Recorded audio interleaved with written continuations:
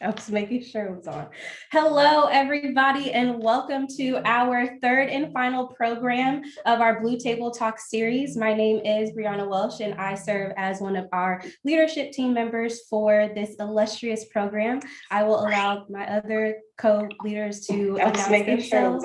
And hello, everybody, and welcome to our third and final. That was awkward.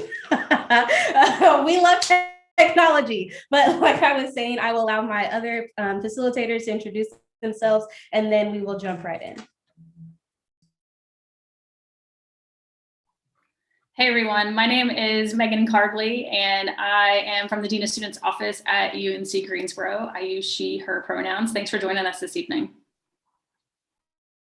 Hello and good afternoon. My name is Kenneth, pronouns she, her, and hers, and I serve as a program coordinator at UNCG's Campus Activities and Programs Office, or as we are affectionately known on campus, the CAP office. We are so happy to have you here, a part of our last conversation. I did not introduce myself all the way. How dare I? My name is Brianna Welsh. I use she, her pronouns, and I currently serve as a coordinator for Residence Life in our Housing and Residence Life office at UNC Greensboro. We are so excited to have you all here with us. And so I'm going to allow our panelists to introduce themselves, and then we will jump right in with an overview of the program for our first time folks who are just now joining us. And as a refresher for our lovely people that have joined us for all three programs. So if our panelists don't mind introducing themselves, please introduce yourselves by stating your name, your pronouns, your position, and institution and or company that you are currently working at.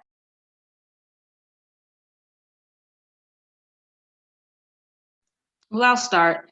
My name is Kendra Bryant, she, her, hers. I am currently a master's student at UNCG. However, I'm also an assistant professor of English at North Carolina A&T, as well as its director of composition.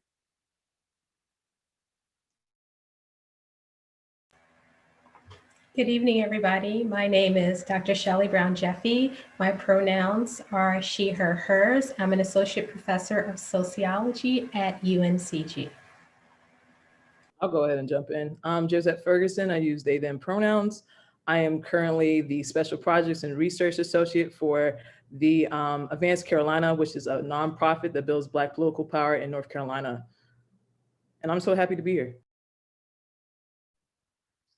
Melanie Johnson, she, her, Multicultural Affairs at the University of Texas at Arlington in the DFW area of Texas. And I've been doing D&I work for about the past 10 years. Good evening, everyone. My name is Sharnessa Ridley, and I'm the Associate Director at the Campus Violence Response Center here at UNCG. I also use she, her pronouns. Good afternoon, everyone. My name is Dr. Lakay Laoshebikan Bugs. I use she, her, hers pronouns. And I serve as the Director of Inclusive Excellence for Graduate and Professional Education at Elon University, formerly of UNCG, as the Director of Co-Curricular Programming at UNCG at the time. And very happy to be there. All right, thank y'all so much. And so just to give you all a little background about Blue Table Talk and kind of how we got here. So it all started back in the fall of 2019, so long ago, I know, I can't believe it's already 2021. Myself and a graduate assistant in our housing office, we were having a couple of conversations with our students that identify as Black, specifically our RAs and other student leaders within housing. And they kind of just wanted a space to just be themselves, talk about things that were going on as it related to our housing department, other student leadership positions that they held, and also just life things in general, and wanted that affinity space that was just theirs. And so we wanted to call it Blue Table Talk because a lot of us were really obsessed with Red Table Talk at the time. And so because UNCG's colors are blue and gold, that's kind of where the name came from. Very, very ironic. I know, we're so creative. And so through that, we realized that this was a space that our students really wanted, where we didn't really have to do much, but just create it for them, be there and show that support for them. And then in the spring of 2020, unfortunately, COVID hit. So we were not able to continue that programming series, and that graduate assistant was in their second year. So they did graduate and go on to do great things elsewhere. And so with that, I was left to, during the summer quarantine, a lot of things were running through my head, and I'm just like, you know what, I really want to pick this back up, especially with everything going on in the world. I think our students really, really need it now more than ever. And so when the fall of 2020 started, I was in a lot of different spaces with people, and one of those spaces was with the lovely Megan, and her and I kind of chatted after a meeting, and she was talking about working in the Dean of Students office and not having a lot of students who identify as Black or African American understand or know about a lot of the resources that are afforded to them in that office. And a lot of students just think about conduct or DOS as, oh, if I get in trouble, that's where I go. Or, I don't see myself there, so I'm not going to go there. I don't know if they can help me. And sometimes they go there when it's too late and they're all out of options. And so we were kind of spitballing about some things. And then in another conversation at another time, Kenneth and I were talking about, what, students at UNCG, the highest demographic are our Black women. And we see that they have created a lot of informal networks, but we think that there could be so much more. Like, let's dive into that. And I said, you know what? Megan had the same idea. How about we just all get together and figure something out? There was already some sort of foundation that was created. And so these lovely two folks kind of came together. We came up with this idea and saw that there was going to be a grant given to programs. And we said, you know what, let's, tune this out and figure out what we can do and what this looks like. And let's just go for it. And we conducted a focus group with our students, because sometimes as professionals, we think and assume that, hey, these students are bringing all these things to me, this is what they want, without actually asking them. But also, if we don't have that conversation, we don't understand what are the specific things that they are looking for. What type of support are they actually wanting, and are they actually needing to cater to their needs? Because everybody is individual. And of course, no identity is salient, no identity is siloed, and we are not a monolith. And so through that, we realized, okay, we are not crazy. Our students feel the way that we feel because they are coming to us and they are seeking us out. So let's create a platform.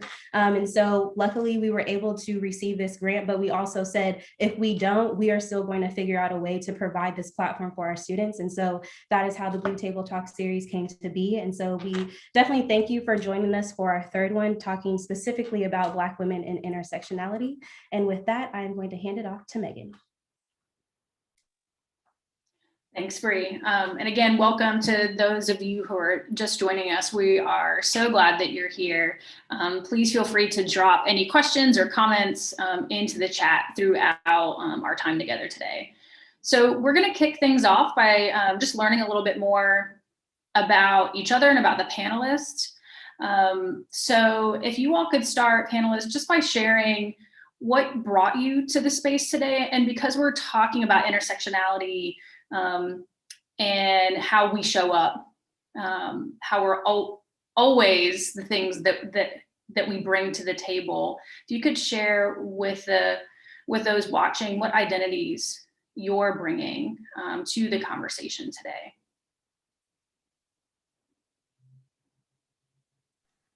Well, as I mentioned in my introduction, I do identify with she, her, hers. I also identify as a Black woman lesbian. I think the more, however, that I read about queer theories, I would revise that term to identify as queer, but that may confuse too many of my heterosexual friends and family members. And so today I identify as a lesbian. I also identify as a spiritualist. I borrow from all aspects of spirituality, but more and more as I get older, I'm absolutely claiming Christianity as well. So you have Black woman, lesbian, spiritual, Christian, middle class. I do recognize that privileged space. Middle class, able-bodied, single. No, I'm not single, but I don't have children, but not because I didn't want to. So I also acknowledge that desire for those who you said earlier, they want children, don't have them. I wanted children, can't have them. So those are the various identities I bring with me that I can think of right now. I can go next. I love when Kendra was like, wait, not single. I love that. Cis, straight, female, identify as a woman, married, recently married, don't want children, love them though. So people get that confused of just because you don't want them, you don't love them, babysit them all the time. Love children, biracial. I consider myself, I identify as a Black woman raised by a white woman. My mother is German. She is not an American citizen, so also raised by immigrant. Dad is Black. I am a Texan. That is a major identity that I didn't mention earlier that I carry on me all the time. And I'm a Christian. Yeah, I think that's it. The youngest child, that I think that plays a portion in my identity of being the youngest of all women in my family. So. Hi, this is Shelley, or Dr. Shelley, whatever you want to call me. I want to talk a little bit different about my identities. My primary identity is a woman in her 50s. I live that every day, no matter what situation I'm in. While I'm home, especially since I've been home with COVID, I'm wife, mother, sister, daughter, aunt, and provider. However, as soon as I leave the house, that Black woman identity comes out, because I don't think about my race while I'm sitting home with a family that looks like me. And I also say with natural grayish Black hair, because that's a conversation starter wherever I go. While working on campus at UNCG, I'm very aware that I am Black, that I am female, that I'm an associate professor, but also that I'm a leader and I'm a role model.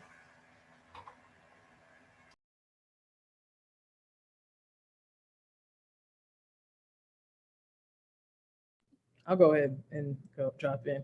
So like I said, I use they, them pronouns. So my gender identity is non-binary, even though I still identify as a woman. I think about women with an X instead of an E, and specifically an X because thinking about me as a non-binary person, I am still very much feminine as I am masculine. I feel more of a two-spirited. This is more about in indigenous cultures, specifically thinking through my Indian heritage, considering the fact that my dad is from Guyana, is a country in South America, which is an English-speaking country, but it's more connected to the West Indies. And so understanding that I do feel like I have masculine energy as well as feminine energy within me, and I want to identify with that, and that's why I'm non-binary.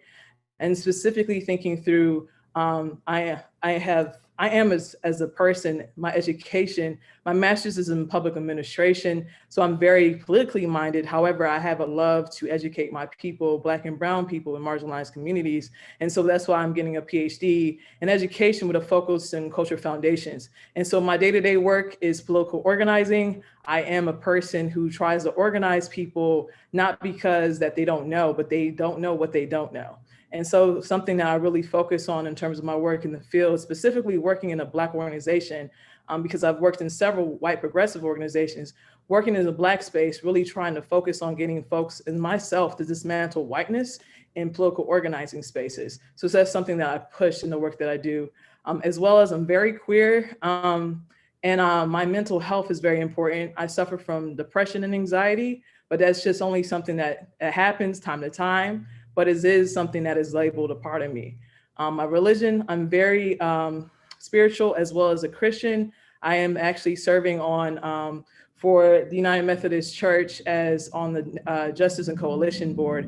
And so I actually am doing that work as well. And last but not least, I am middle class. I do have that privilege of having a little bit more money than some folks, even though I don't see it most times in taxes. So it's just great to be here in this space and show that, you know, it's more than beside than a feminine feeling person who is women. Hello, y'all. Sharnessa Ridley. Whenever I think about how I identify, I think different times of the day I can answer that question differently, right? Because you show up as your whole self, and what you identify with the most might come through, right? So for me, I think about being the oldest of 3 children. My little brother, shout out to Jabari, he was 2 months old when I graduated from high school. So yeah, I am a pseudo parent very often, like he is my heart. Shout out to my parents for giving him to me. I also have two sisters, Chastity and Jasmine. I've been in social justice work for over 10 years professionally, particularly in anti-sexual violence work. I know what it means and what it feels like to identify some days as a victim and some days as a survivor, right? Because we move through that, at least I know I do, very fluidly, and what that means. I know what it means to show up as a full-size, able-bodied brown person, right? And take up space in that. So yeah, those are the things that are just coming through right now for me in terms of like how I identify and what brings me to this place. I committed to joining this just from a place that want to show up as my full self, to just support the work that's being done as we really center voices of Black and brown women. That's really important to me. So I'm happy to be a part of the conversation and super happy that you all made space for this. So congratulations to y'all.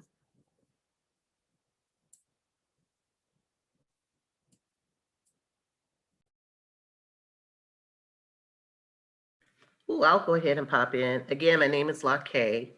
The identities I bring to the space. I identify as cisgendered. I'm married. I'm long time married young. I've been married 25 years.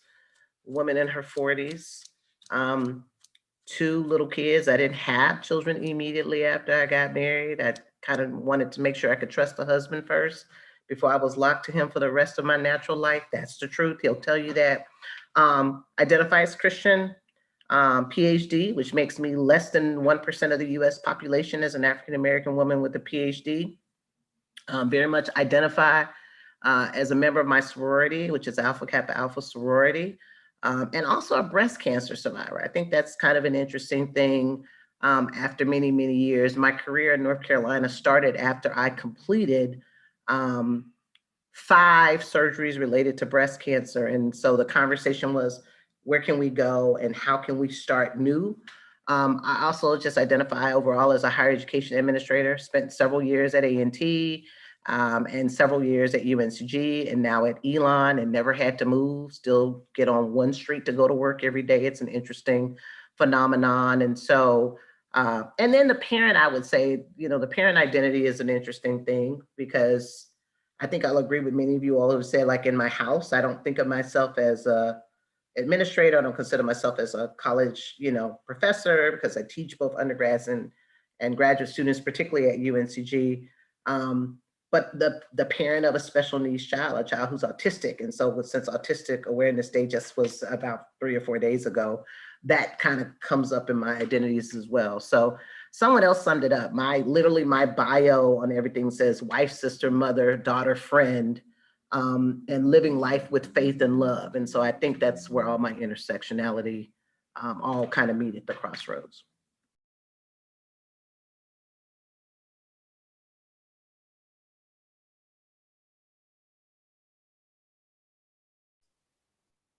Go ahead, Bree. I think we heard from all of our panelists, so I think you're up, yeah? Yeah. So I realized that the lovely facilitators did not give you all our identities and why we are also in this space and choose to be in this space continuously. So I will go. So like I said, my name is Brianna, or Bree for short. So some of the identities that I am bringing to the table, I identify as a Black woman, cisgender.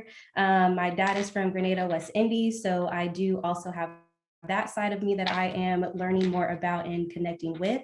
Outside of that, I identify as a Christian person. I also hold 2 degrees in communications. So I love to talk. I love to engage in dialogue. I love to pick people's brain, whether that is a debate or a healthy, challenging conversation, however you see fit. I also like to think of myself as loud and authentic, and not in the negative way as society has put on Black women, because it took me a very long time to understand the power of my voice, because I allowed others to silence it. And so now that I do have seats at certain tables, whether given to me or I earned, quote unquote, however we like to look at that, the right to be there, I'm going to speak, because I don't know how long it's going to take for other people to continuously not allow others that look like me at those tables. And so I wear that identity very well. And anybody that knows me knows that I am a very blunt and honest person. And I do not shy away from who I am and what I bring to the table, as well as my voice. Outside of that, I am a type 1 diabetic, and that is a very new identity for me. If those of you that don't understand the difference between type 1 and type 2, type 1 is something that you were born with, and I was diagnosed when I was 24 years old. So I went 12 years unknowing that I had this disease, and it was literally attacking my body to where I was in a coma and had to go to the hospital. And so still navigating what that looks like and understanding the healthcare and the distress that the Black community has with them, but also understanding how important it is for me to understand what does this mean for me and my community, and making sure that I also educate people that are around me. And outside of that, I'm an only child and I love it to death. I don't want siblings, but I create siblings everywhere I go. I come from a single parent household with a loving mother, and I am not married, nor do I have children, but I want some in the future. Awesome. Thank you, Bree. My name is Kenneth. My pronouns are she, her, hers. And I, again, serve as a student affairs professional. The identities that I am bringing to the table, I identify as a Black cisgender woman. I am queer, so my sexual orientation falls under the queer umbrella for folks who doesn't know. It's an all-encompassing word. So that is the word that that feels best when I describe my sexual orientation to folks. It's queer. I am a educated, I have an educated Black woman. I have my Master of Education from UNC Greensboro. For my career, I work in higher education, student affairs. That is one of my more salient identities, because the work that I do in student affairs is why I am in this space. When I was going through my collegiate career, I didn't see a lot of people who identify like me. Like, you see Black women all the time, but very rarely did I see myself in other people. So we have found out through our research that role modeling is so very important for our students of color, and not being able to have that role model that I could see myself in is the reason I'm in student affairs. And that's the reason that I am in this space, to provide our Black women students with folks who not only look like them, but have similar identities, so that they can make those connections. I identify as Christian. I also am physically able-bodied, but I deal with depression and anxiety. It's something that I live with. I think it just adds to the happy, cute little puzzle that is Kenneth. It's something that I also wear on my sleeve, because going through college, very rarely is this something that's talked about. Sometimes it's always said that you just got to pray the sad away, and that just did not work. So I always like to mention that, so that when people see me, they can get a glimpse of what depression and anxiety looks like. It looks like a normal person. It doesn't look like anything. So just trying to erase the stigma around those things. Thank you all so much for already sharing so much of yourselves with this group and those who are watching. Again, my name is Megan, and I use she, her pronouns. I identify as a queer, white, cisgender woman. I am also a first-gen student from a poor rural background. So that's really salient for me as a middle-class person at this point. As some of you have mentioned, I also identify as a critical thinker and a critical question asker, and a learner. And those are the things that I think are feeling really salient for me today as I show up. I also identify as, I'm thinking of a class project that some of you will remember, the people that I am from. I'm very much, I identify with my single mother. I am from Valerie. I am from the women who have lifted and held me. And I feel so full being in a space of so many folks who are lifted and held by others. So again, thank you all for being here. And to those of you watching, thank you for bringing all of all of yourselves to us today in this conversation. So what we're going to do now that we've sort of laid the groundwork and introduced everyone and given you an opportunity to share, before I pass it over to Bree, as we really start to dive into what intersectionality means for us, I wanted to bring to the forefront a comment that one of our colleagues shared with us before we jump in, and I think it's relevant to our conversation today, about the name of the program, Making Space for Black Women's Voices and for Black women. And I know we talked about making, taking, back, taking, creating space. We tried so many words on and, settled, I guess, so to speak, with making. But I think it's important to acknowledge that making may not be the only thing that we're doing, taking back, giving, taking up. So I wanted to offer that because I thought that was a relevant comment for one of our colleagues to share, to invite our panelists and participants to think about how you might identify the space that we're in now. So thank you for that, for the feedback from our colleagues. And I will turn it over to Bree to get us started and dive into the intersectionality piece. Thank you so much, Megan. That was beautiful said, as always. And so for our next segment, we are going to focus specifically on intersectionality and how it pertains to the various identities that we hold. And so before we jump right in, we are going to have Melanie kick us off by talking through what we all term as the identity wheel, and understanding that sometimes people have different understandings of identity, whether that be surface level or having those depth conversations. And that is why we kind of started with all of the identities that we hold, but we also do not want to assume that everyone has the same level of understanding that comes with identities that people hold. And so Melanie will kind of get us started with that. And then after she goes, we are going to talk about how do you define intersectionality? And with that being said, our panelists are going to take into consideration their career, their community, their support system, and anything else that comes with their identities and how they show up in different spaces.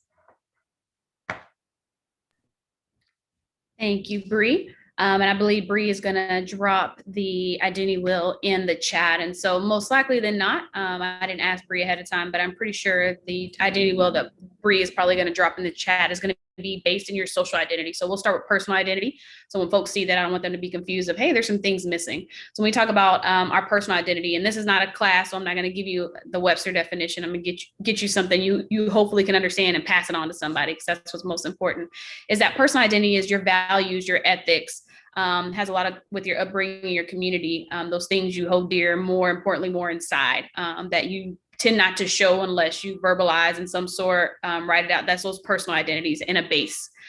We talk about those social identities, and that the basic definition I like to give my students when we do facilitations is the things you tend to check a box about, right? When you're filling out applications, when you go to school, when you're doing your census, all that type of stuff, the things you tend to check a box about.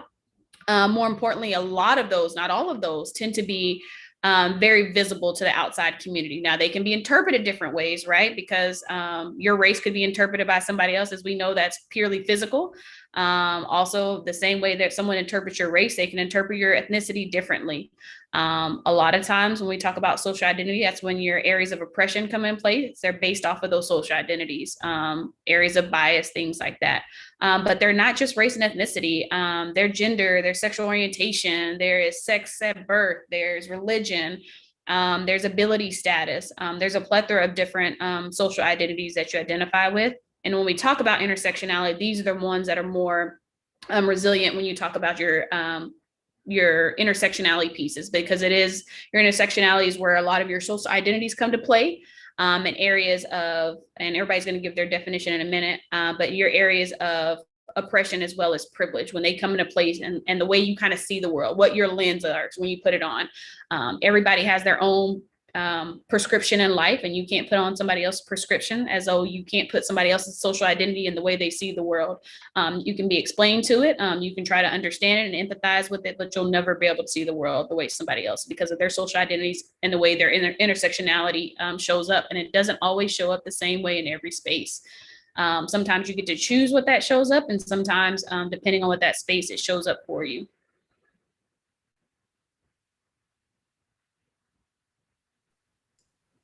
Thank you so much, Mela. That is why you got that, because that was beautiful. So if our other panelists would love to chime in, please talk to us about how do you define intersectionality for yourself, and just taking into consideration your career, your community, your support system, all of those things. So I'll go ahead and jump in. I think about intersectionality specifically through Kimberly Crenshaw, as well as Mama Lord, Audre Lorde's, and thinking through exactly that as a Black woman, and I have so many different things that's more than just being Black. I'm queer, I'm also too non-binary, I am mixed race, Black and Guyanese, so I'm a part of this diaspora. Also as well, I have education, I have like 2 degrees, or working on a second degree, a 3rd degree really. And I have a lot more that offers to me that people do not see. But the thing is, I still have privilege in this place that folks may not understand. To the average white person, they may not understand that I have several degrees, more than most, as well as like I am middle class. I'm very privileged in terms of coming from a 2-parent household. That's intersectionality, as well as I'm like the oldest of 2, a sister and brother. So these different things, as me and Megan were talking about in another class, and Kendra's in this class too, in my PhD program, about assemblage. All these different identities work on top of each other and like work in tangent. And the thing about it is I'm thinking about being a political organizer and being in very, even though in very Black spaces, they're very conservative, considering the fact that we work with Divine Nine populations, as well as strictly a lot of Christian spaces, even though we're trying to work into faith-based spaces. A lot of times people see me as a woman, a she, her woman, not a person who is non-binary, not a person who is queer. And a lot of times I don't go down that pathway to have those conversations, because I'm here to build Black political power. I'm not here to talk about myself. But sometimes that also too, in terms of I'm thinking about intersectionality, is just, it sometimes makes me feel erased. And erasure happens a lot of times in terms of thinking through when we don't understand our positionality in different spaces, specifically people who have privilege, things are erased. Because we assume that everyone's heterosexual, we assume that people are just fully Black, we assume that people are of cisgender, and we miss people in that. And so that's something I bring to the table and really push, and specifically in terms of talking to people, just meeting them where they are. Specifically from the South, I grew up in Greensboro, to a Guyanese man who is in higher education, and being a product of immigration, a father who comes from a very mindset of just making sure he wants the best for his children to be the best. I came from this very perfectionist mindset, but the thing about it is too, is just like, how perfect can I be when there's a lot of different oppressions that I can't see and can't do anything with?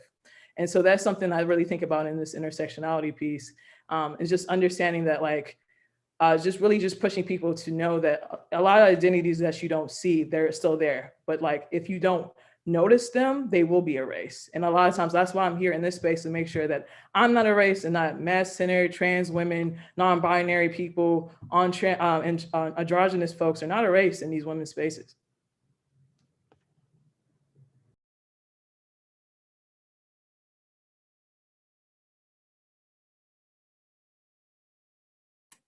I appreciate what Josette said, especially lifting up Kimberly Crenshaw. I think it's not fair for us to have this conversation and not acknowledge, right, the shoulders of that giant that we are all standing on, by being able to have this platform and talk about this.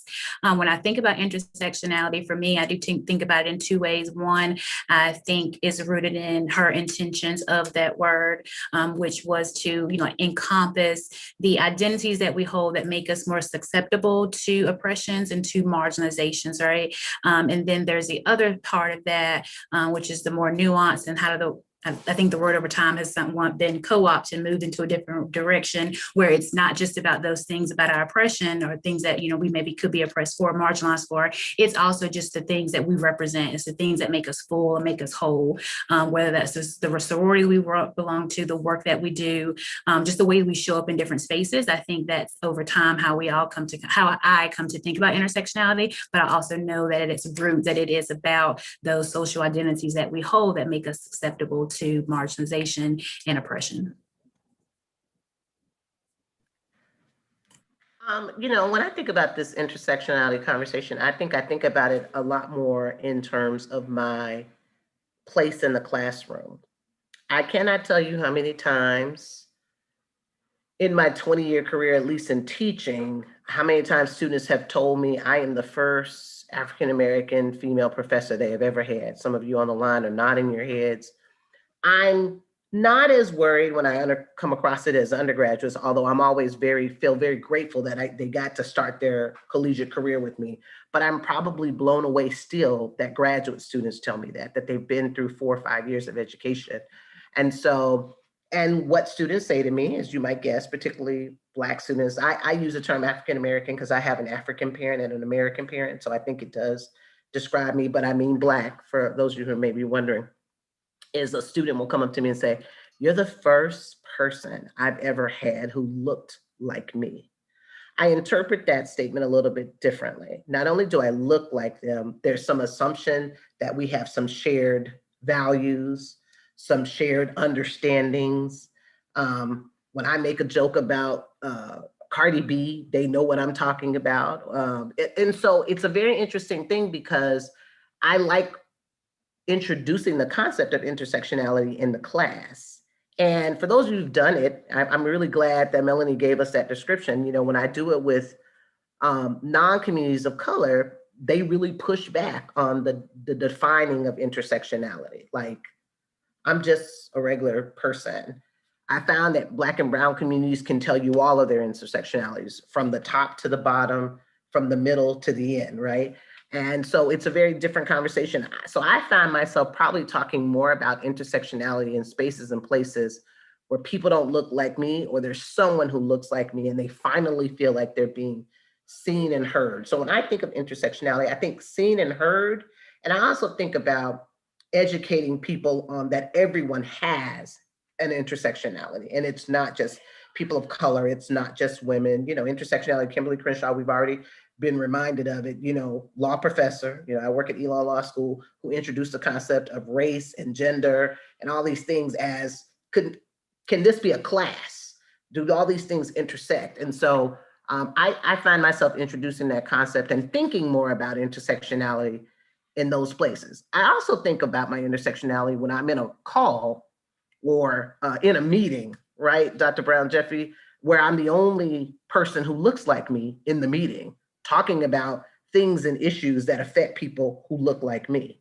And yet I'm in a meeting, a Zoom meeting much like this with 9 people, and I'm looking at 8 men who are all of dominant race, if you will. I don't like the word dominant, but of what is seen as dominant race, trying to figure out how to make decisions that affect Brown and Black communities. So it's very interesting. So when I think of intersectionality, that's kind of where I come as an educator and as someone who's in a room, usually talking about this issue with people who don't share those intersectionalities.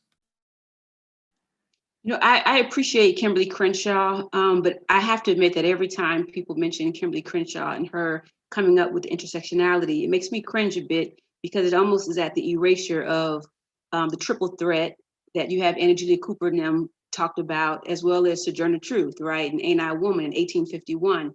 And so while we honor Kimberly Crenshaw, and I think she represents Black women's tenacity and their resilience to continue to assert themselves through theorizing, right, and not forgetting those who theorized before them.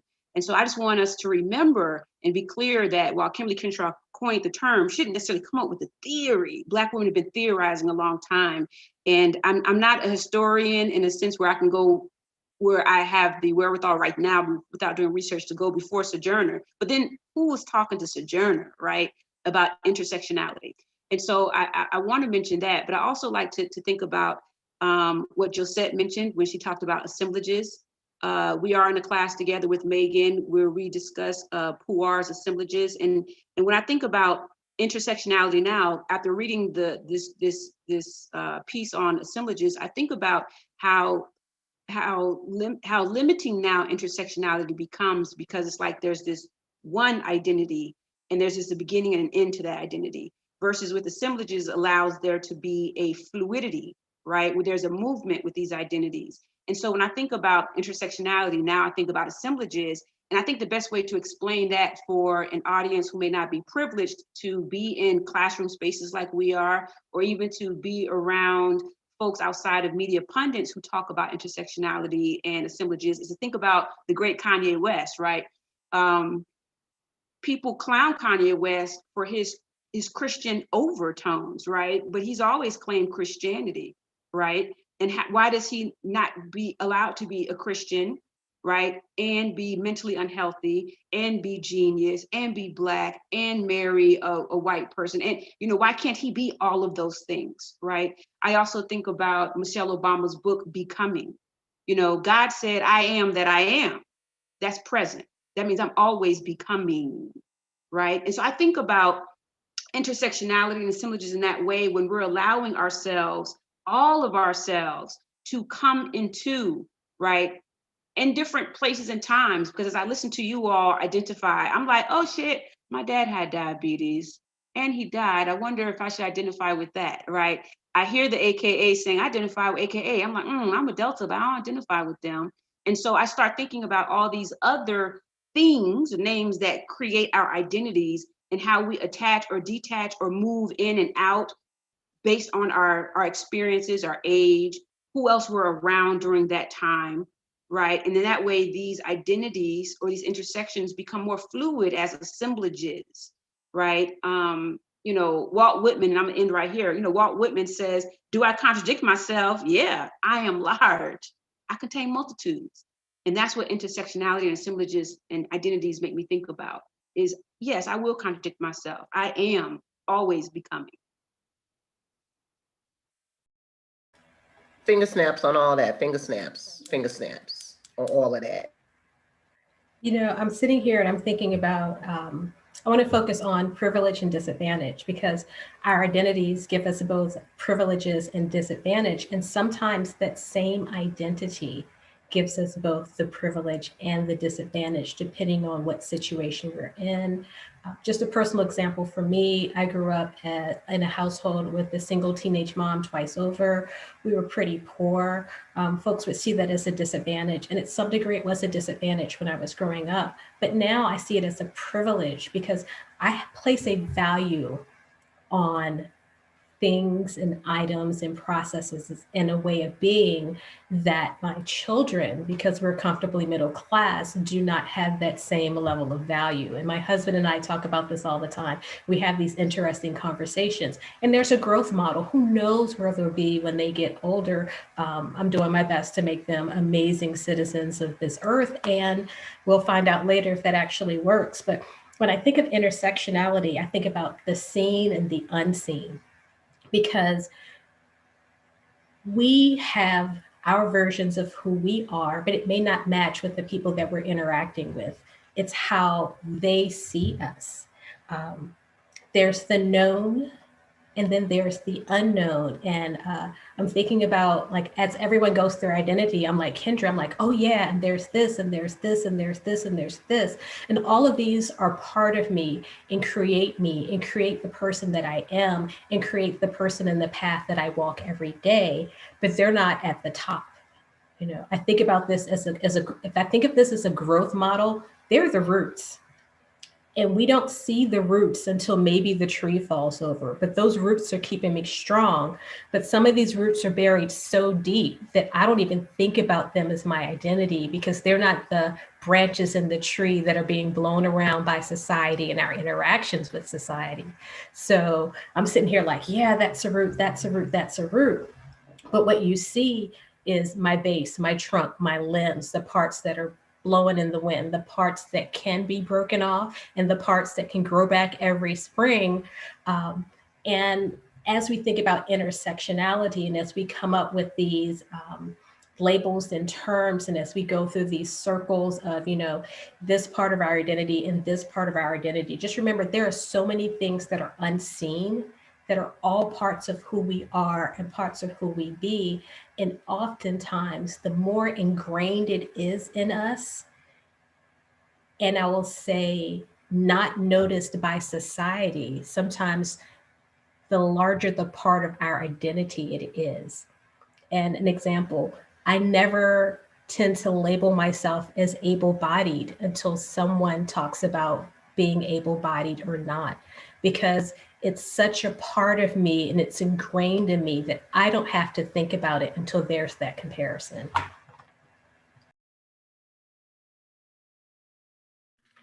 But I mean, to echo that, I think Kendra made a great point about the ability to show up depending on sometimes who else is in the room.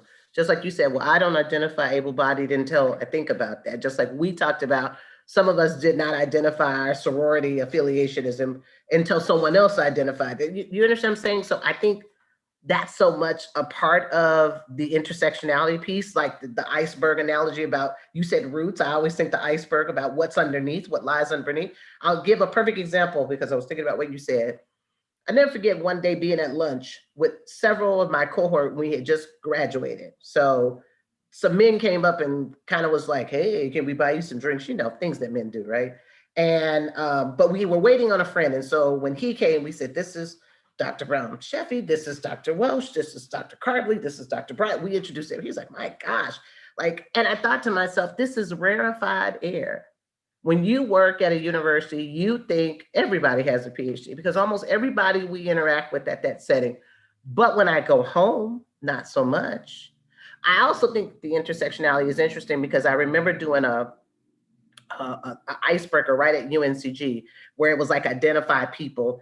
And first gen, someone literally came up to me and said, you're first gen, right? I said, not even close. I'm not second gen, I'm third gen. My grandmother went to college and was a school teacher.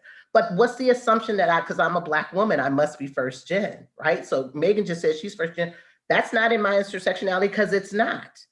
I've heard everyone using the term middle class. I tell students all the time when I teach diversity courses that middle class is a frame of mind because my middle class may not be your middle class. My definition of middle class is I shouldn't have to have a job. If I go to work every day, I don't consider myself middle class. So again, isn't the concept of intersectionality, I'm just being somewhat provocative here, is the idea that these definitions expand and extract and contract based on what we define. But I always think that's interesting. What we said, our biggest piece is not always the most visible. You know what I mean? It's an interesting, but I wanted to echo and, as I said, ditto both of the points that I heard made.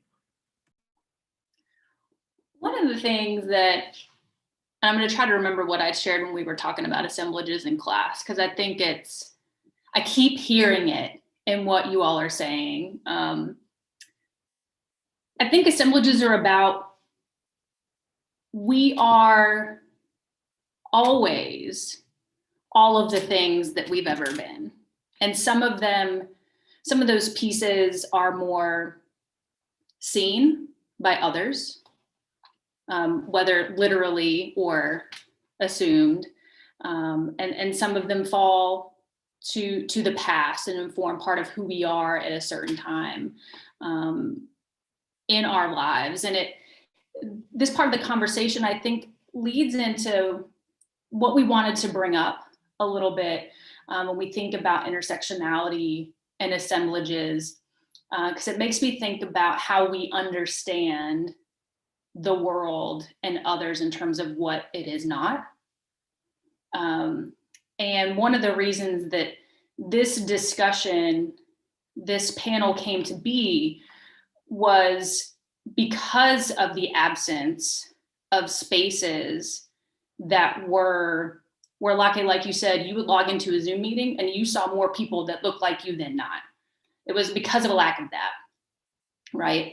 And to name outright, and we've done this in each session, that we are operating under the belief that white supremacy in our educational structures is alive and well. And we have to actively undo that. That was my undo on Zoom. So as we think about that in intersectionality, the way that I think we would all agree that systematically there's Black women are being disenfranchised. And I want to continue to honor what Josette keeps bringing up, that when we talk about Black women, let's use the X, right? We're not talking about folks just assigned at birth, right? But femme identities. And that mental health and physical health has been impacted. Bree brought this up earlier. As we think about the needs and how those are increasing, especially since last summer on college campuses. We want to invite you all to, as you're comfortable, share how you have navigated those barriers that have been put in place by your institution or institutions, as a student, as a staff member, as a faculty member, and what you feel like you've learned about yourself or the institutions as a result, and how that's helped you move to the next step. Only because I literally just did a presentation on this the other day. I did a presentation for NASPA where we talked about how do we reimagine a culture of care at a place like UNCG, which prides itself on paying attention to the intersectionality of students, right? So at UNCG, the #1 graduating population is Black women, most successful population. That did not happen by accident. That was a commitment that UNCG made many years ago. But we also had to reconcile for ourselves that UNCG was founded as a school for women, white women specifically. And so much of our working in this system still is to support white women. And so, when you talk about the dismantling of that kind of power and privilege, which on one guise is kind of just goes away into the background because we can say, look what we're doing now. And yet at the other way, we know that students of color may not always be interpreting it the same way, right? We know that minoritized communities are not. So I wanted to throw that out there because we literally just presented that data the other day about you can be doing everything right, but if you don't recognize that the origins, the foundings, some of why UNCG will always be a powerful place for women, much like my alma mater, Florida State, when it was founded by women, there's always going to be a female provost. There's always going to be these things, these hallmarks of schools that were started that way. But when you start looking deeper, we haven't always disconnected ourselves from that white supremacy that was built into the process at the same time. So sorry. As someone who works at a historically Black college and university, I will say that many Black students and those who have never attended an HBCU before are under this impression that because they're at HBCU, that they're going to always get this Black experience. And you definitely get a Black experience. But when you're at a public institution that may have a Black board of trustees, but the governor is white, your state mandates look like white folk. Look like white supremacy, right? And so then it's contingent upon your classroom teachers to engage or bring in a Black experience for Black students. Also, with diversity and inclusion being such a push, we have at least the 2 Black HBCUs I've worked in thinking that to diversify means to bring in white. And so they fail to really dig deep into what it means to diversify or pay attention to the diversities within predominantly Black spaces.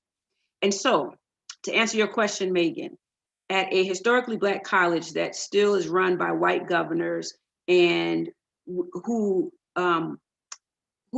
institutions were created in order to supposedly democratize its students, or we know what democracy means, or we know how it's been practiced in America, I would say what I have done to ensure that my Black students are allowed to bring in all of their identities, right?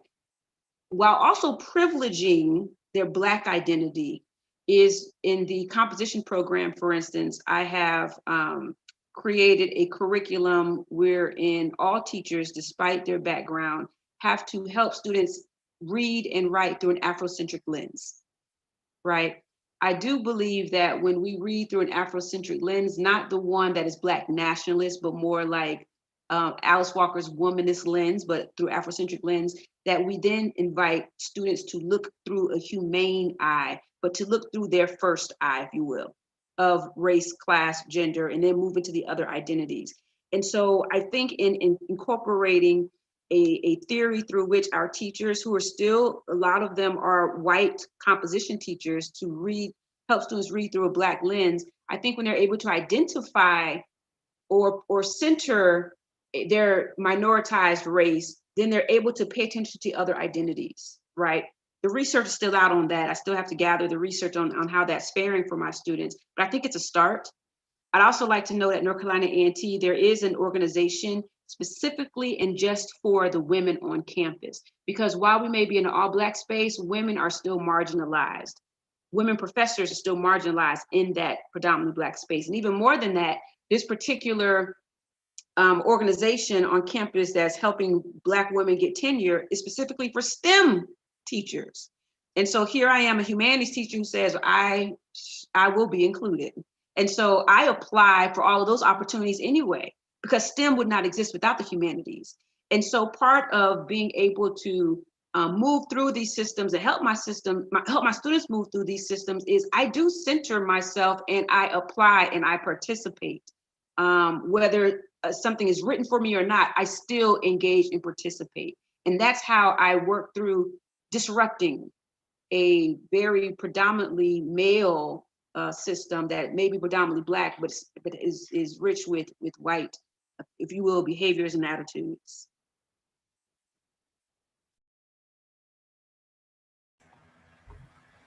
Thank you, Kendra and Dr. Buggs.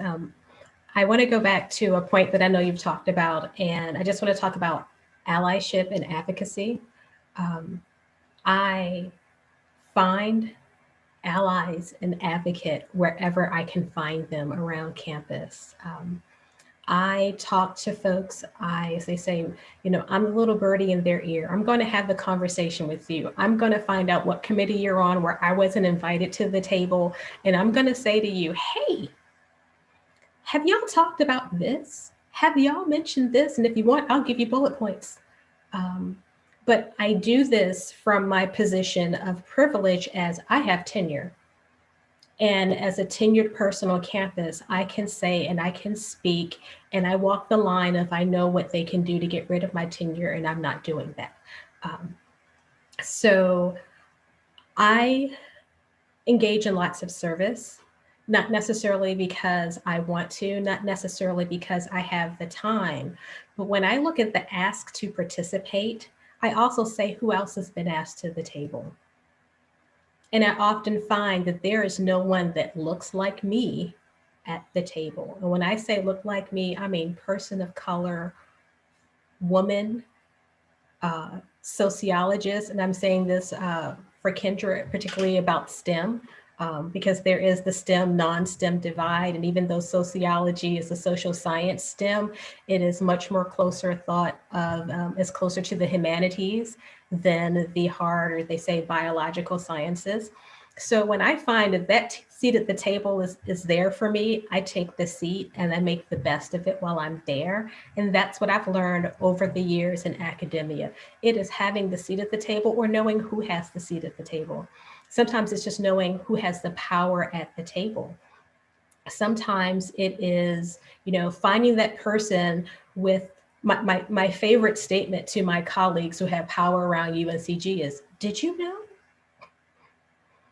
And that did you know statement with the conversation, did you know this is going on? Really, this is going on? Yes. And if I don't know everything, I was like, this is who you should talk to get more of that information. And I feel that that's one of the things that we need to do more of.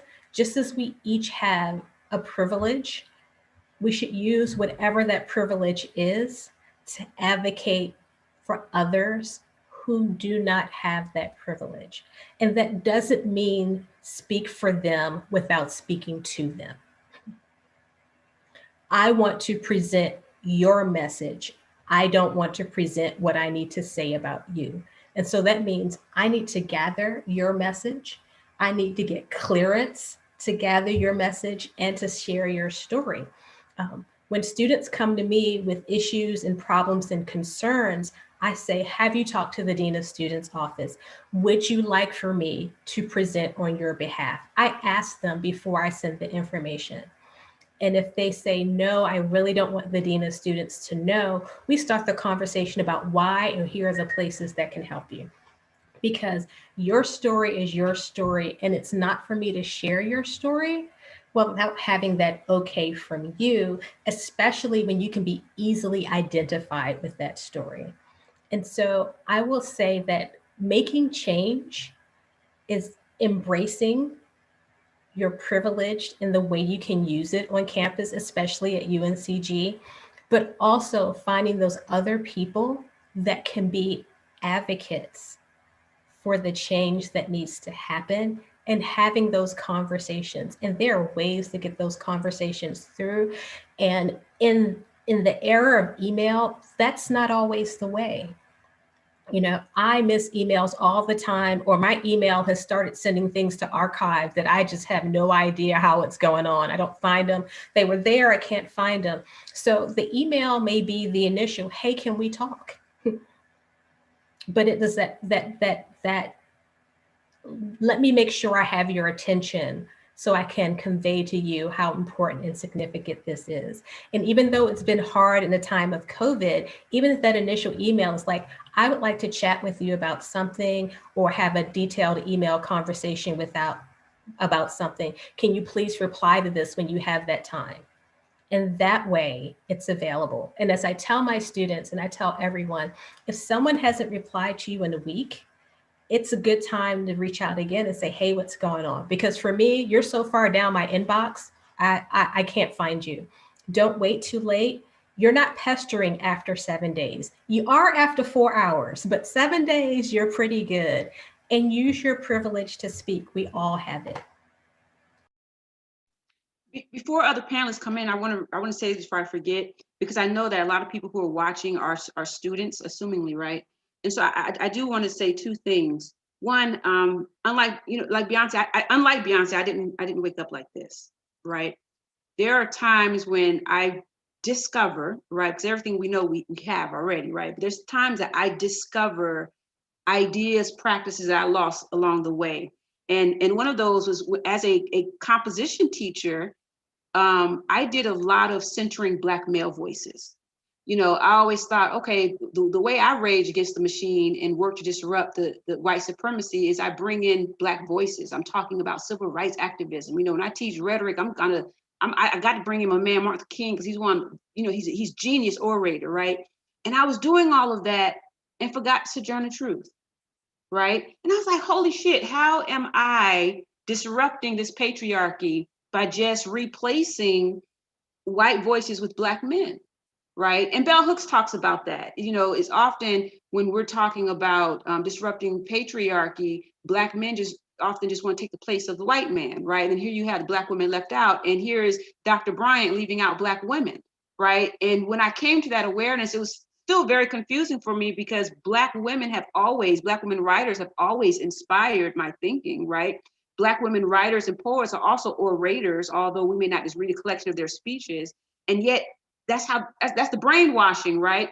I'm gonna disrupt this way. And then realizing, oh, but I have left out this whole other group of people, right? And I charge that to my field, to rhetoric and composition, because when I taught literature, I then brought in Black women voices. So it's weird, but it's one of those like aha moments I had along the way through teaching. But I also say this as a student, and I've always been this way as a student, and I've encouraged my graduate students I teach to do the same. I can't wait for a white teacher or a Black teacher to teach me about myself, right? And so for my graduate students, for instance, who are being taught by a white male critical theory, they're at this loss, like, he's not teaching Black voices. And I said, well, why don't you bring it in? Your grandmother is a theorist. Bring in you and then go reach out for all those other Black voices. Remember, Audre Lorde's a theorist. Nikki Giovanni is a theorist, right? Folks have been saying what white folks here keep repeating. Black folks have already said it in our practices, right? A race for theory. And so I encourage students, bring in the Black voices. Challenge teachers, both Black, white, male, female, able-bodied, disabled, to bring in some of those other voices, because I do believe in each one teach one. And I know I've had a lot of Black friends who say, I ain't here to teach white folks about whatever, but if white folks are gonna teach my Black students, then let me go ahead and lead them the way. Let me go ahead and give them something to read. Let me, I can't be the voice, but here's my Black voice. Let me help you in this way, right? But, be courageous enough to not wait on education as we experience it through the system to teach you about yourself. We're in a space where there's so much information. And I would like to say the majority of us on here didn't grow up in the age of Google. I had encyclopedias in my mama's bookshelf. I had to go look it up, right? And so there's access in a way you've never had to information to where you can challenge your teacher, without being confrontational, but challenge to bring in these other voices. But you too can engage in an organic education where you listen for key words and key terms and ideas and look them up. Don't just let them fall, but look them up and keep reading and keep reading and keep reading and keep listening and read the whole world around you. Because we do have what we need. We just need to uncover it. I just want to go ahead after Kendra. I love Kendra. I love being in class with Kendra. She always pops me, makes me ready to fight. It seems like not fight in a bad way, but a good way, because you can use that love and energy. Really in terms of thinking about how I show up as a student and specifically as a facilitator in very white supremacy spaces. Since my master's was at the School of Government in Public Administration, which is attached to UNC Chapel Hill. I love UNC Chapel Hill, but they're very problematic in so many different ways. In this very white space of only, let's say about 5-6 people of color in a 50 member class, is just pushing to think about how we see public administrators and public leaders. We have so many different populations in the state of North Carolina that do work with Black folks, but they work with white people to do that. And so something that I really wondered in that program was just like, how do I fit in here? And really, when I was finishing up my master's and doing my thesis, I was writing about my personal story and how me as a public leader and what I wanted to do moving forward would look like. And the folks that were on my committee told me in the edits was just like, well, you need more information. These are assertions you're making. And I was thinking to myself, like, how are these assertions when this is my personal story? This is my personal voice. This is why I'm here today in a PhD program for education with focus in culture foundations, to be able to show that my assertions are not assertions, they're my life story. And that's the thing about it, is what's something that Kendra said is the fact of the matter. A lot of times when we have educators that don't look like us, most times white people, we get erased. I'm thinking specifically like my Black women and Black women in this space, and something that I push in my classes, specifically in this program with the ELC program. We have a lot of Black women, and it's great to see Black women in PhD spaces, because I'm like, dang, my sisters, we here together. And it really makes me feel really good. But the thing about it is too, it's just like, we have so much of this imposter syndrome that we can't do this. And the thing about it is what I tell my sisters in the struggle is the fact of like, we've been here before. As Kendra said, we have ancestors, we have grandmas and great-great-grandmas that have been telling us these theories for a long period of time. We just have to tap into that knowledge. Something that we read in our social teaching justice class this semester has really been sitting with me, is just like, a lot of times in these white spaces, we were taught that our knowledge is a hallucination, that we don't know what we're talking about. But the thing about it is, we know what we're talking about. And that's why we are to be feared. That's why we are to be intimidated. And that's what I push in my community with my sisters, is the fact that we're here together. And thinking about critical communities, I cannot make it in my PhD program unless my other sisters are making it too. And so that's something that I push a lot, is just the fact that I'm not in this program by myself. I'm here with my other folks that look just like me getting this PhD together. And that's the thing about it, is it makes me so happy, is because the simple fact that I'm not in this program by myself. I'm with so many Black women that are doing the same thing. And it's the fact of, I'm excited to see, and hopefully in 10, 15 years, it'll be a lot more Black women professors. So my students and other students will be like, this is my first time having a Black woman professor in my PhD program. They can say that when they're an undergraduate. And that's what I'm working towards. And so my thing about it is just really pushing that community is important, so important. So for my students that are in different classes, specifically the ones on this YouTube Live, just really talk to your folks in classes. A lot of times you're experiencing the same things. Just don't think that you're by yourself. You're not the only one thinking that you're an imposter and thinking that, why doesn't this professor not understand where I'm coming from? talk to people. We are in this together. We are a community. We are who we want to see in these places, and we have to do it together, not by ourselves.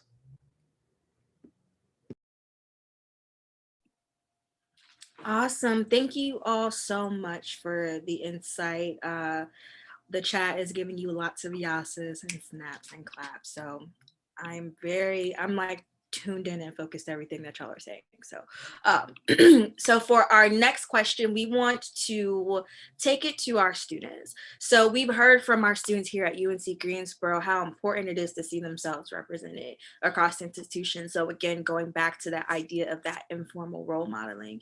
So taking that into consideration, what are some encouraging words of wisdom that you can share for our Black women students on campus?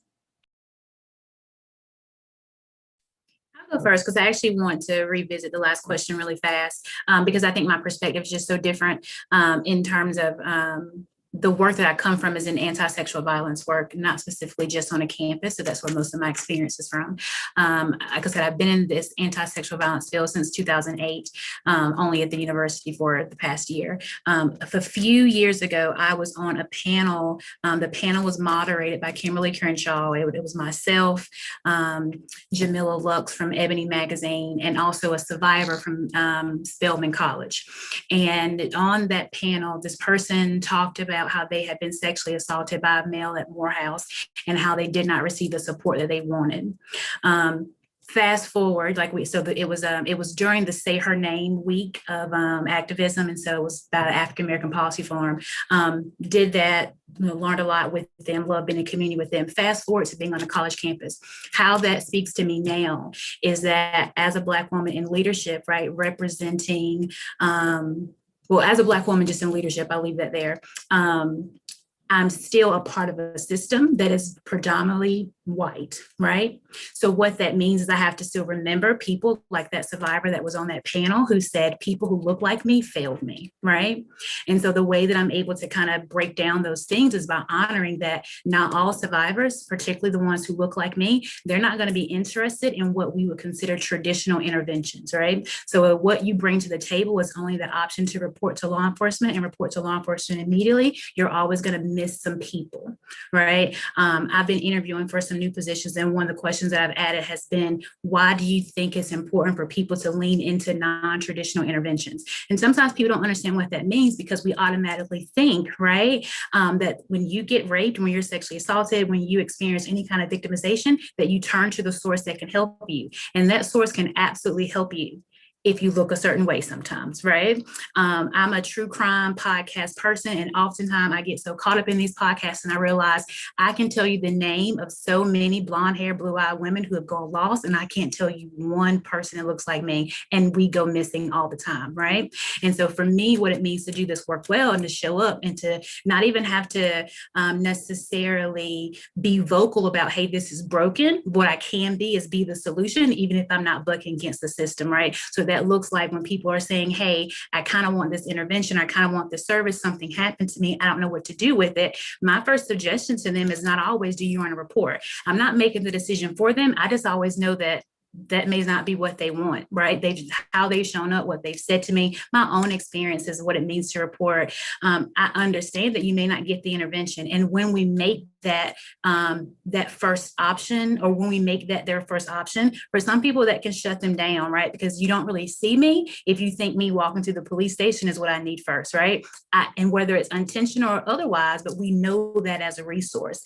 In my field right now, what they have done, which I understand because it works for so many, just not for all, is this prioritization of family justice centers, which are a great model, right? It's this one-stop shop where if you have a crime committed against you, you're able to go to a building where every service you need is all in that one building, from police to magistrates to advocates to everything. Well, what if you're an undocumented person and you need to get a restraining order? You have to walk through the lobby of the place where law enforcement sits downstairs to welcome you, because the idea of it is we want to show you that wait, we're the good ones. And that's great, but it only works for a certain victim, right? So for me to do my work well and to make sure that I'm still holding space for people that look like me or those who are most marginalized, is just knowing that those traditional interventions don't work. And so I work with my people here, like, what are the other things we can create? What are the other spaces that we can create to give them a pathway to healing? Because we understand that that traditional pathway just doesn't work for people that look like us. Sharnessa, I appreciate you saying that so much, and it has my wheels spinning.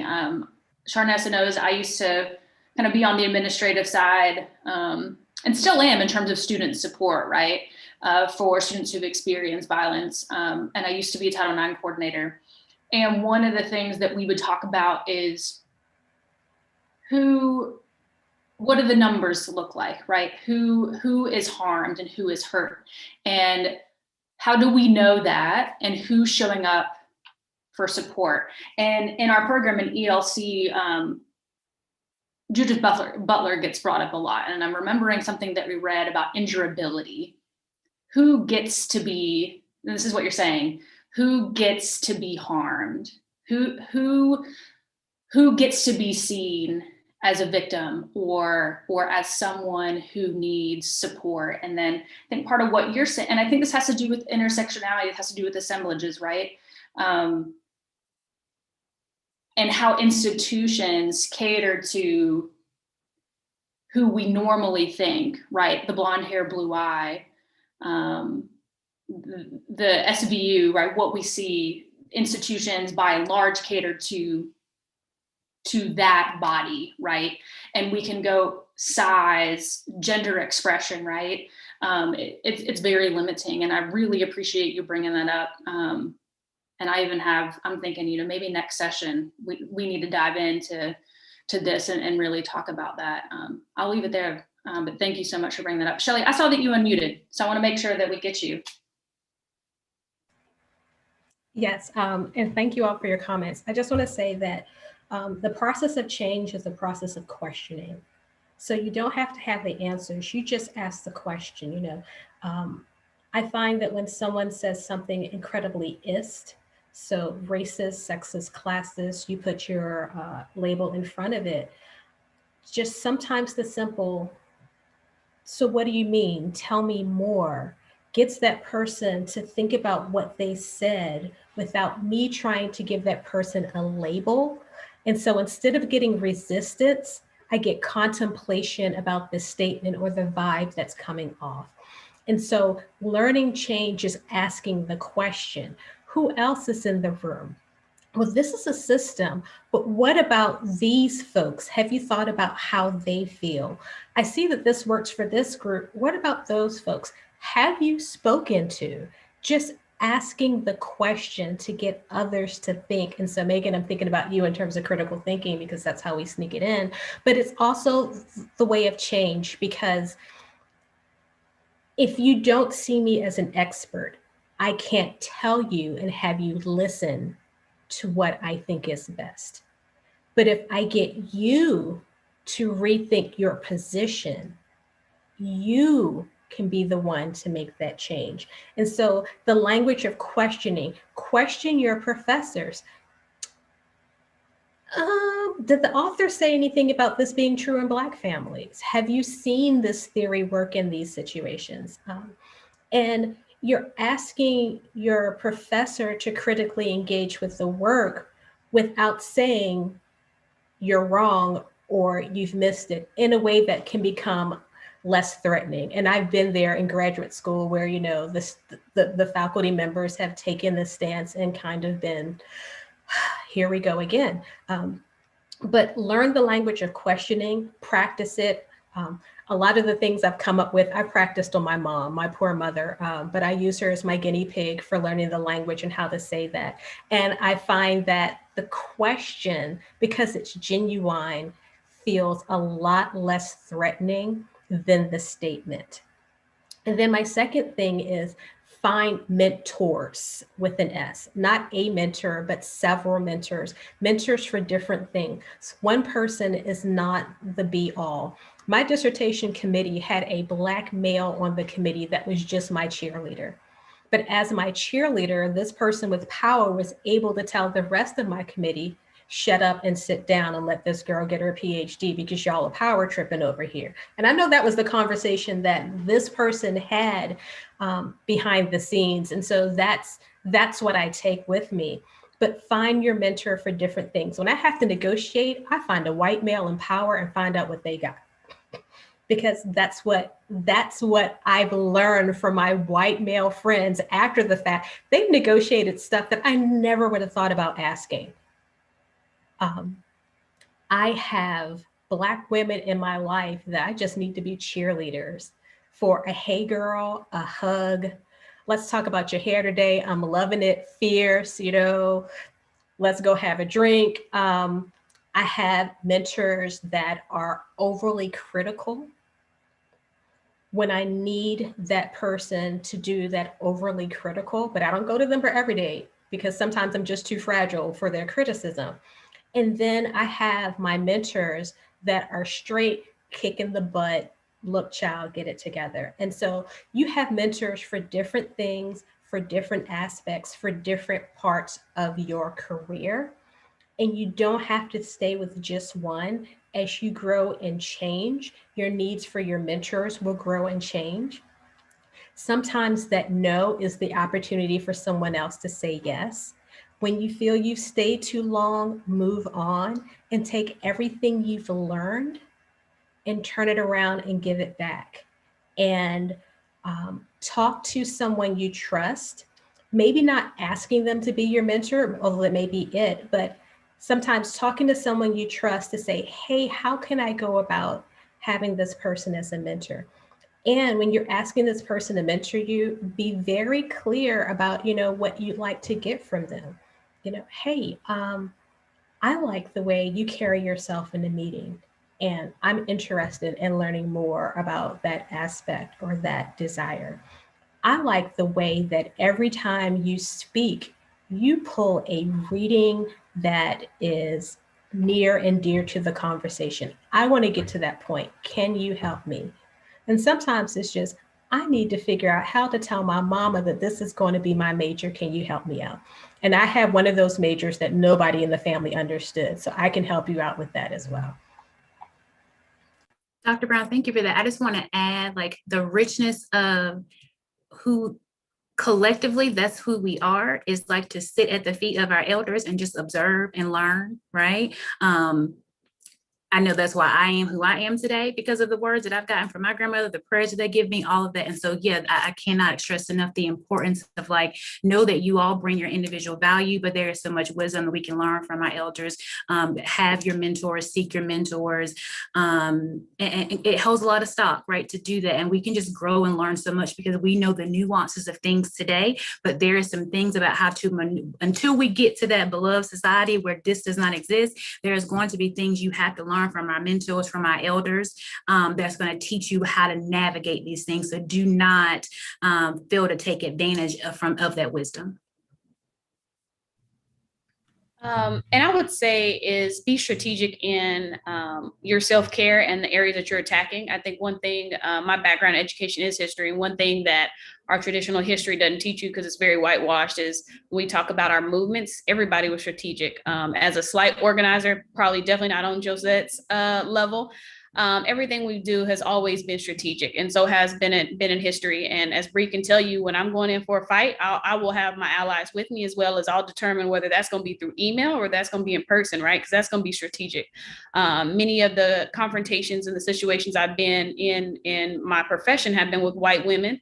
And been in person where, shoot, that conversation was great in person. And we left on a single page. Hey, my student said that this is how they see you. You are super microaggressing them or biased or racist or whatever. And this is how you can solve this. This is where you can move. Oh, great. This is great.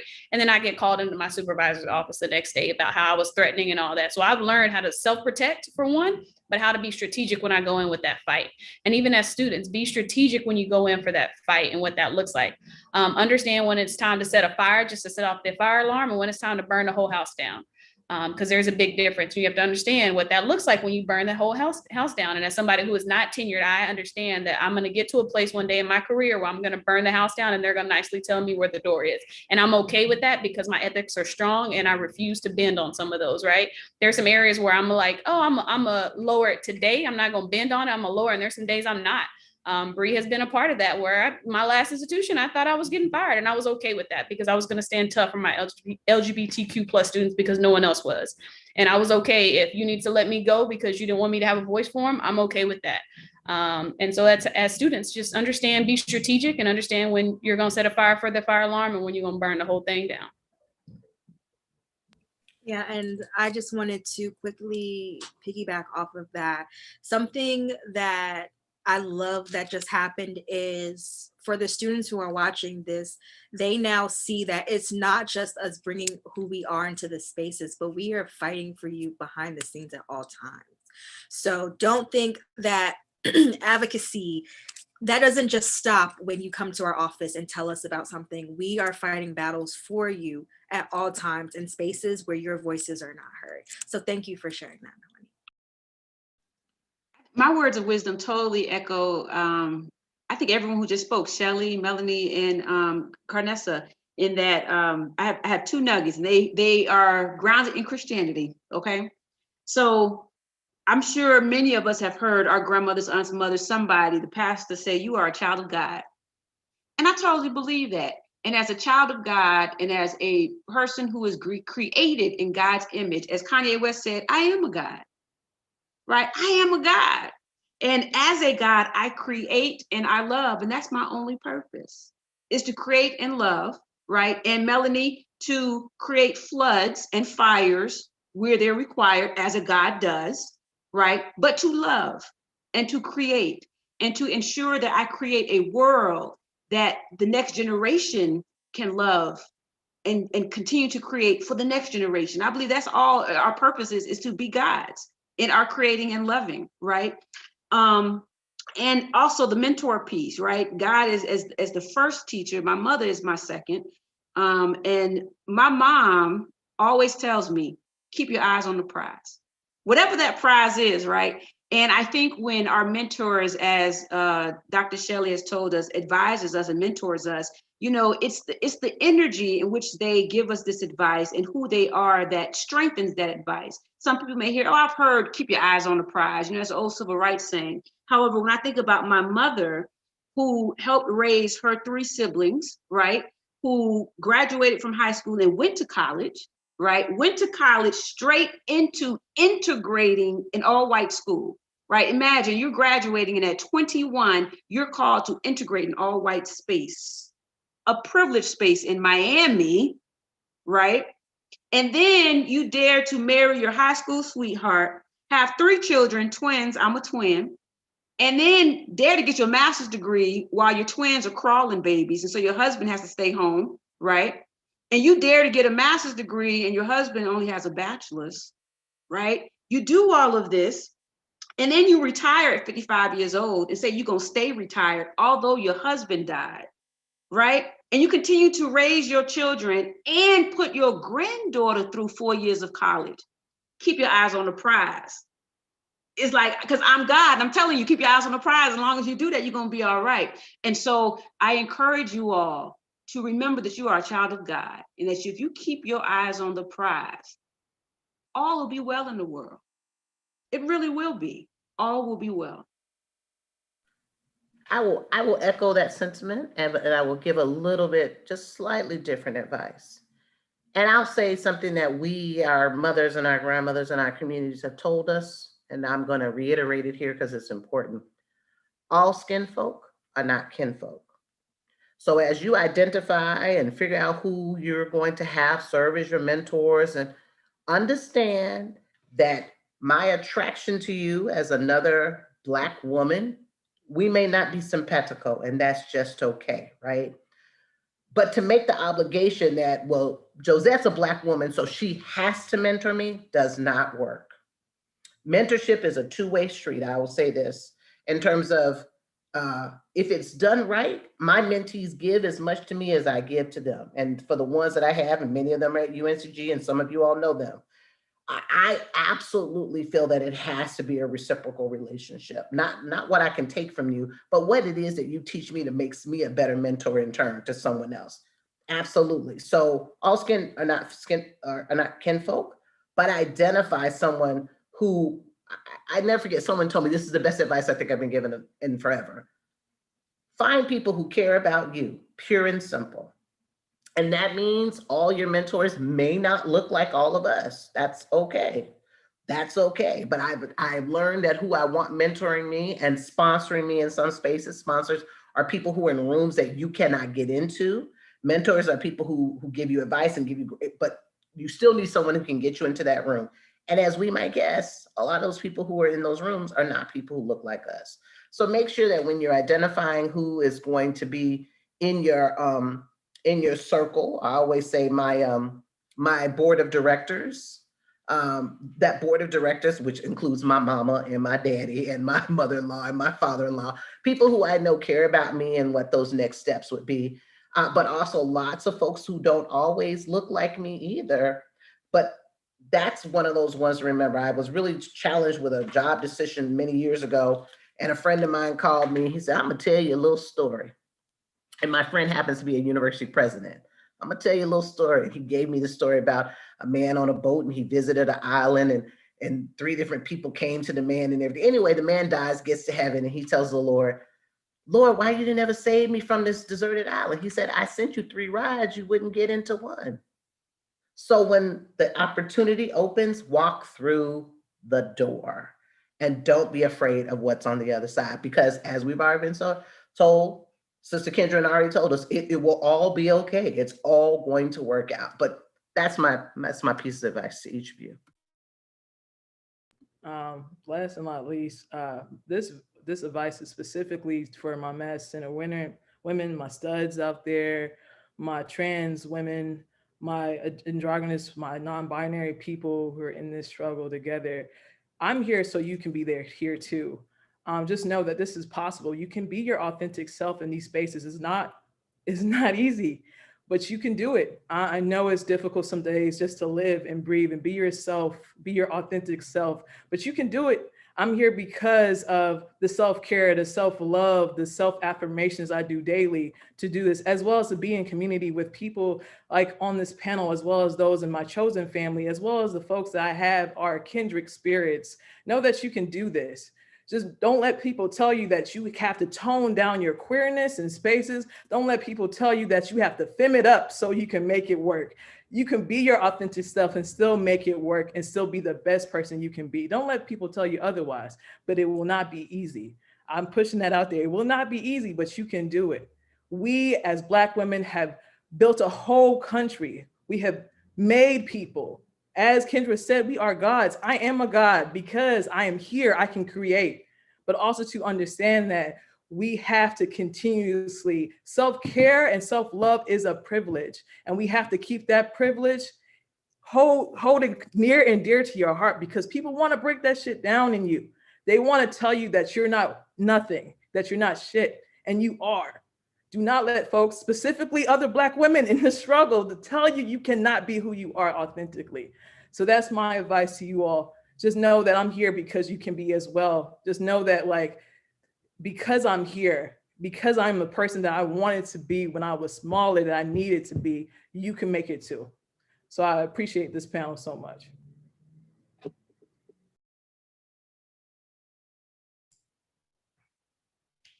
I'm literally at a loss of words. So, and everybody that knows me knows that is not a thing. But that was so beautiful. Everything that all of you have said throughout our time together, all of the nuggets, some of that has spoken to my soul. And I'm also taking that in as a lifelong learner and a person who always seeks knowledge from many places.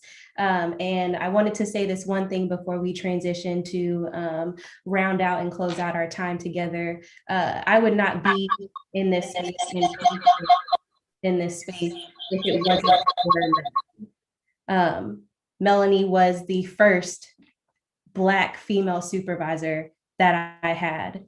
And by the time she got to the previous institution we were at before moving, I had been working in higher ed for 3 years. So I'd gone to school, I had moved to another state on my own, and this is now the second job that I have, and it's my fourth supervisor. And I'm just now experiencing someone who looks like me, but also extends that care that Dr. Bugs was talking about. And it was the advice that she told me, I understand you want to burn the house down, but I need you to be strategic, because you can't go in on 100 every single time, because when you open your mouth, you want them to listen to what you have to say. And it was me focusing on polishing how I showed up, not changing what that looks like, and understanding the difference. And so Melanie is a mentor, but also just a friend and a sister that I cherish. And I appreciate her being in this space, because if it was not for her being her authentic self and showing me that, hey, we gonna burn this house down together, but we need to talk about it first. We need to have a plan. We need to make sure that we are crossing our T's and dotting our I's, because the next person that comes in after us, we want to make sure that they're heard in their authentic voice and not the watered down, palatable voice that people want to be comfortable with. And so that is my advice to other young women, that just because people tell you you are not palatable to them does not mean you need to change who you are and how you show up, because they are insecure with things that are going on that they have not identified within themselves, and they are not ready to accept you for who you are. And you do not deserve that type of energy. So you should exit expeditiously. So I wanted to make sure that other Black women, especially I identify as a millennial, understanding that I still have a lot of growth and learning to do, but that also doesn't mean I too can't be a voice for other people that look up to me or that exist in the same sphere that I do. And so with that, I would like to ask our panelists, with everything that has been said, the audience that has shared with us, what is a few things or one thing that you are going to take away with you from this space today?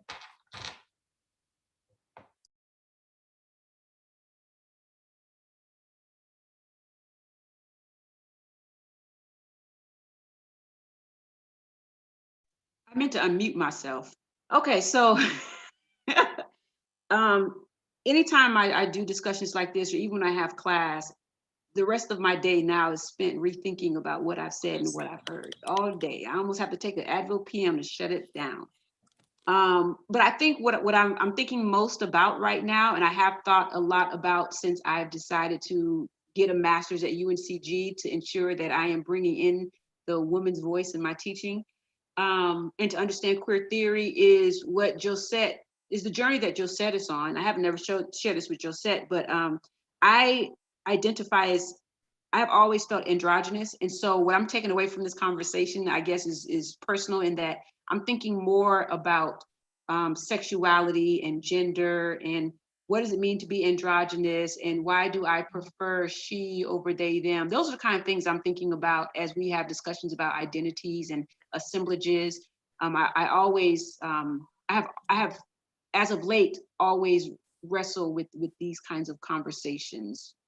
Even with the terms, I heard Josette mention these for my studs, and I'm like, ooh, I hate that term. And why did I not like that term? And I think it's because people have called me that, and I'm like, that's not me, right? And so I've been thinking more about queer theory, and in what ways do I queer the identities I'm attached to, right? So that's what I'm taking away from it right now, is just that dialogue right now.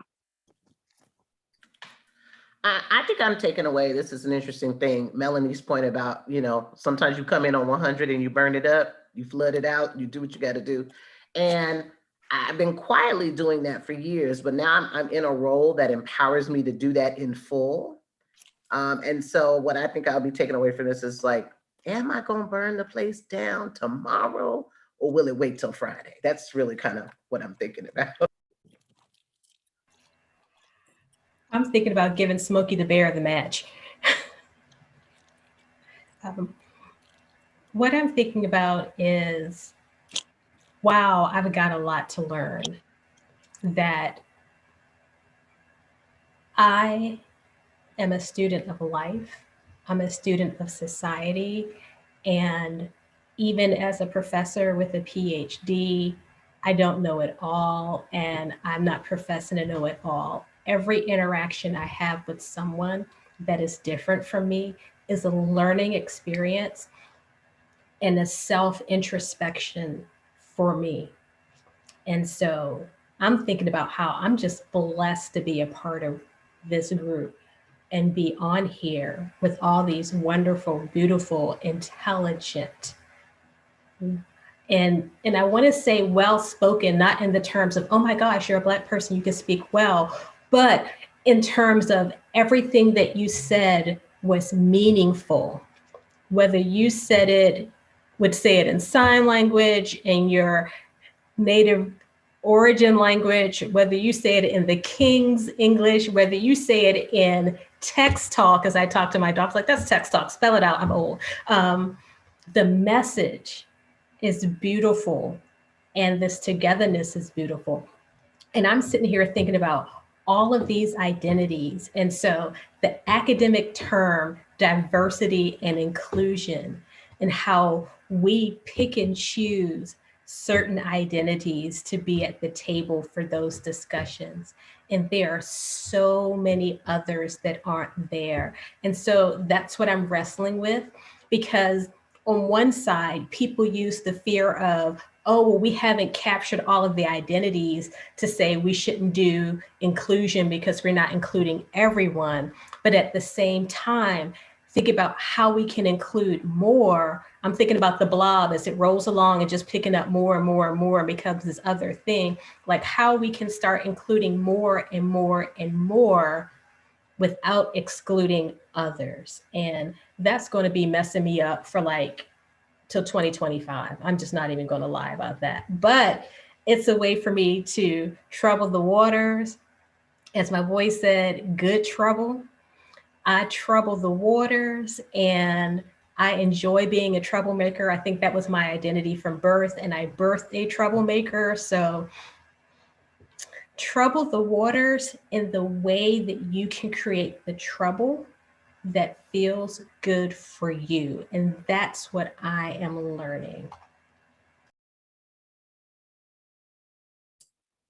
I think my takeaway from this is a reminder that we're doing good work, that the change that we want to see, the change that I want to see where it's free from of sexual violence, of racism, or all those things, that it may not happen in my lifetime. But when I look at other people on this call who I believe to be younger than me, I can see that like, oh, the work is still happening because I can see them showing up in spaces that even when I was their age, maybe I couldn't, right? So that makes me hopeful. I have a niece who's 5, shout out to Nala Sky. And so it's gonna be even easier for her when she gets to this place and is able to step into those spaces. So that's my takeaway. I may not see all the change I wanna see in my lifetime, but I can already see some deposits of it and it looks good. My takeaway is, how do I continue to protect my Black women, my fellow Black women? I think I'm in a good space of privilege. Even though I am there's one other Black woman director in my, I think, cohort of 32 directors in the Division of Student Affairs. I am the youngest, and I still am able to show up and protect my Black sisters in those spaces. And not protect as a bubble, protect as a shield, as in while you're fighting, I'm gonna be that shield to deflect those things for you. Because there was times that people were that for me, and there was times that people who looked like me wasn't that for me. And so how am I going to continue to show up for all those different identities, for all those different perspectives that my Black sisters are showing up, because they're still hurting, but they still want to fight. And so how am I continuing to show up as that shield? And so hearing from you all has given me perspectives of continuous ways that I can show up as that shield as they continue to fight. Something I'm taking away, because I'm definitely a millennial, have not hit the 30 club yet. I'm just happy to be in this space and to be seen as an intellectual equal, because a lot of times being in spaces like this, elders will tell you to stay in your place, take your time. This is not your time to speak up and say anything, even when you have things that can push the conversation going. And just saying that I'm worthy, you know, I feel like I got to listen to some Kanye now, Kendra, because I am a god and I'm needed in spaces like this.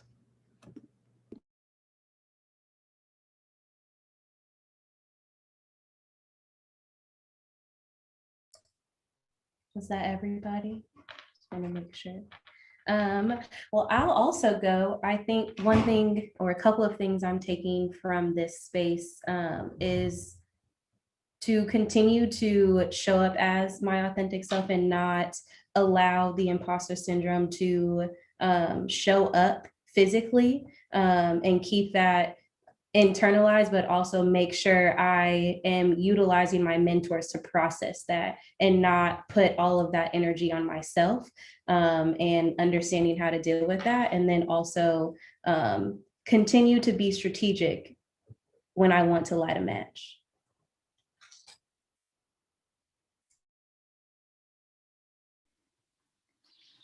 I think what I'm taking away from our time together today is, I think, just more fuel to ask the questions, more fuel to show up. It was said earlier, I think Kenneth shared, like, for our students to hear that we are working behind the scenes, and that in me, you have an accomplice, that more than being an ally, I'll light the match with you and go out. And I really appreciated what Melanie said and the work that we do as diversity workers. That really resonated with me, Melanie, having been in that position. And I think for me as a white woman, I think there's a lot of assumptions about how I'm going to show up and what I am and am not going to say. And I say the thing, and I've had the door closed right behind me. So that metaphor really resonated with me. But I think for me, this just adds fuel to that, to keep doing that work, because as much as I can trouble education as a system, it's a complicated relationship. I believe in it. And I believe in the power of education, and I believe that we can change it and make it different. And I think getting to work with folks like Kenneth and Bree and Sharnessa and Dr. Shelley, now that we're meeting in Lake, being in a classroom with Kendra and Josette, like, this is how I know we can. And so I'm just really grateful to share this space with you all, and to hopefully, have students that are listening. And I think so, looking at our views, that y'all take away something that you feel like maybe didn't feel as strong today, or maybe that you hadn't had an administrator say to you before, or a fellow student say to you before. So yeah, that's part of what I'm taking away. But like Kendra, I will probably think about this for the next several hours, and as I lay my head down to sleep and take my little melatonin. Thank y'all so much. We really appreciate it.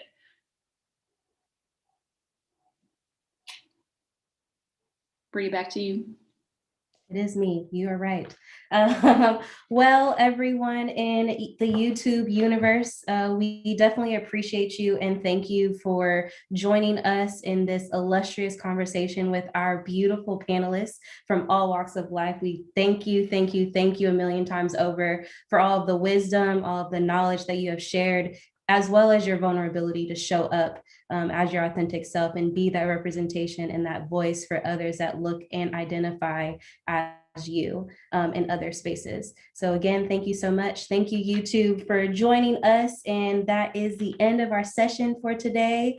Woohoo, our last one, yay. But this will not be the last that you hear from the Blue Table Talk series. We are going to regroup, go through our assessment, and plan another programming series next year with a lot of the things and the feedback that we have received from a lot of people. So I bid you adieu. I hope you all have a great night, and we will see you soon.